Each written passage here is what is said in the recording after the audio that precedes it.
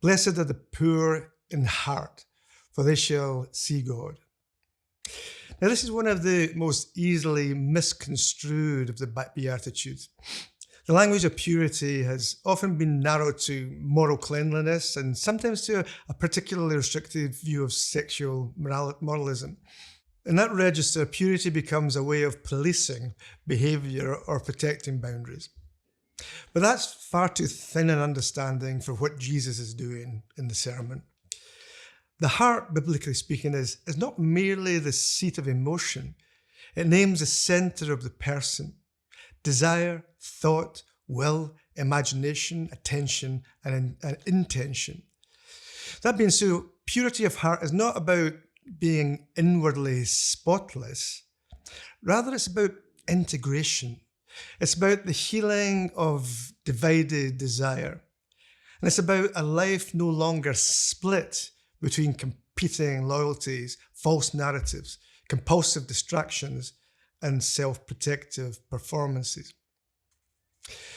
So the point is not that a pure heart is flawless. None of our hearts are flawless.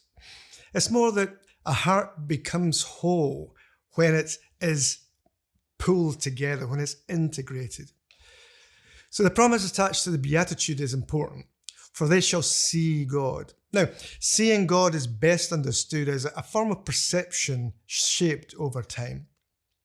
It concerns what becomes visible when the heart is no longer divided. It concerns the relation between holiness and attention, and between desire and vision.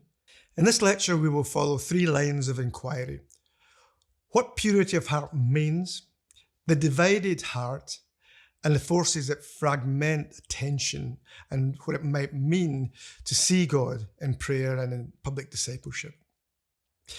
So our first task is to clear away a misunderstanding. The heart names the centre of the person. Sometimes when we think about the heart, we think about romantic things. It's just this kind of pumping thing here. But the Hebrew understanding is much bigger and deeper. A pure heart is not simply a person who has avoided certain actions. It's a person whose inward life is becoming ordered towards God without duplicity. Jesus does not say, blessed are the morally tidy. He says, blessed are the pure in heart, for they shall see God.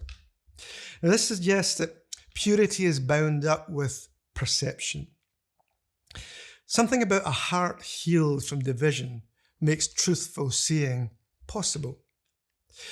Now, biblically, purity here is close to singleness of intention, freedom from duplicity, and a life no longer ruled by rival allegiances, just something single-focused, not being torn apart. Psalm 24 asks, who may ascend the hill of the Lord?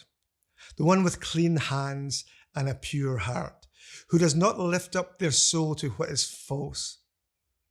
So already in the psalm there, purity is linked not merely to conduct, but to truthfulness and freedom from false attachment. Likewise, James 4 criticizes double-mindedness and calls people to purify their hearts.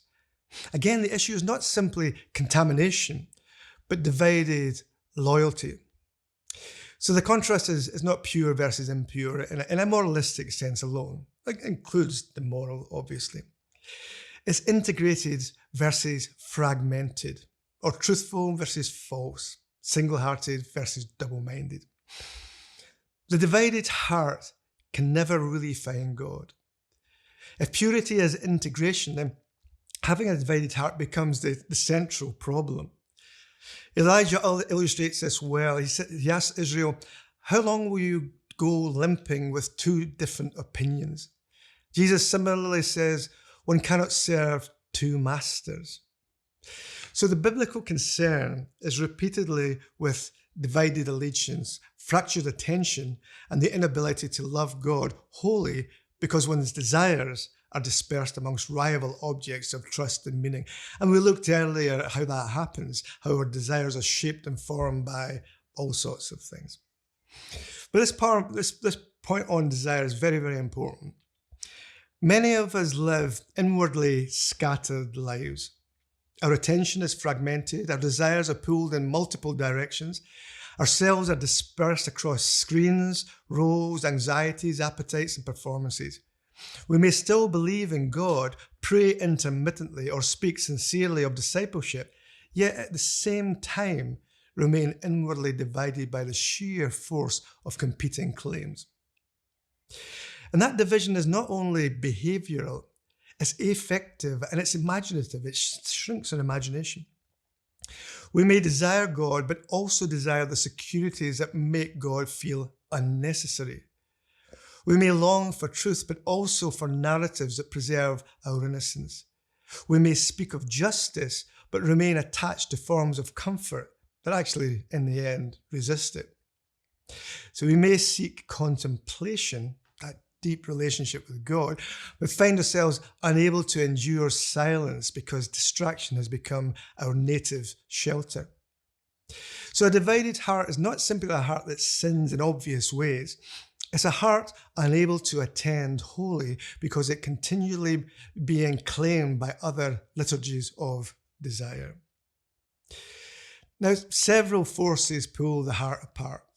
Distraction is one. We're constantly distracted by our telephones, by our email, by all sorts of things that pull our attention away. By cynicism, well, we've tried this before. I'm not going to try it again. Compulsive consumption, self-justifying narratives, all of these things. What happens in the end is that we become so distracted that actually presence becomes difficult. So distraction is a spiritual condition. It trains the heart away from depth, patience, and receptivity. When attention is constantly interrupted, the self may become increasingly unable to dwell, contemplate, or receive reality without mediation. And of course, love requires attention, and a distracted heart struggles to love God, struggles to love neighbor, and ultimately struggles to love yourself. One of the reasons why we're so anxious is because we're always stressing about other things that happen beyond ourselves. And that stress comes into ourselves as anxiety, always looking over our shoulder for something to go wrong or whatever it is. Anxiety is tied in with this double-mindedness, double-heartedness in that way. So because it cannot remain long enough for truth to be disclosed to itself, we miss truth. But the issue of cynicism also, I think, is important. Cynicism often presents itself as realism. I'm just being realistic about the way things are. It prides itself on seeing through things, but spiritually, cynicism can function as a defense against vulnerability and disappointment and hope. It protects the self from wonder and from moral demand by preemptively lowering our expectations. If you're always expecting the worst to happen, then you're never going to be disappointed. So a cynical heart may still be intelligent and morally alert, but it often struggles to see God because it's trained itself to expect reduction rather than revelation. Likewise, compulsive behavior is something that really is problematic for a double, and I don't mean that in a clinical sense, I just mean certain compulsions we have. Compulsive consumption is a good example. It's never only economic. We consume images, information, identities, experiences, and even people. Consumption trains desire towards acquisition and restless novelty. It habituates us to relation as possession. So we don't just relate, we always have to have something back. As soon as we have that transactional relationship with one another, we become entities, consumer products ourselves. So a consumptive heart does not easily perceive gifts.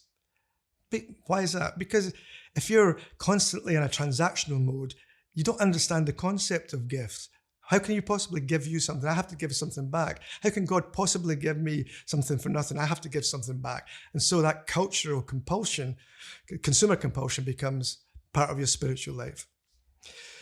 So this way of thinking seeks stimulation rather than communion. It takes rather than receives. And also we're plagued by what we might call self-justifying narratives. And that might be the most insidious thing, but there may be something else that's more insidious, and I'll talk about that in a second. These are the stories we tell to secure ourselves. They allow us to remain innocent in our own eyes. They simplify our motives, exaggerate our virtue, and interpret others in ways that preserve our moral centrality. A heart occupied with self-justification can't see clearly. It sees defensively. It filters reality through the need to remain right. And even when we're wrong, we know that actually we're right, and the other person is always wrong. They just don't quite understand it. If these are the forces of fragmentation, what does purity of heart look like if we're thinking a bit more positively? I've given you some negative things. Think positively. Well, as I say, it looks like integration. An integrated heart is not perfect, but it's becoming less divided. Its desires are being gathered, shaped, formed by the right thing. Because as soon as we begin to, for example, think through the Beatitudes in the way that we have just now, a wholeness begins to emerge. We begin to see that actually a lot of the fragmentation and distraction that we have in the world just now is not real and is not necessary.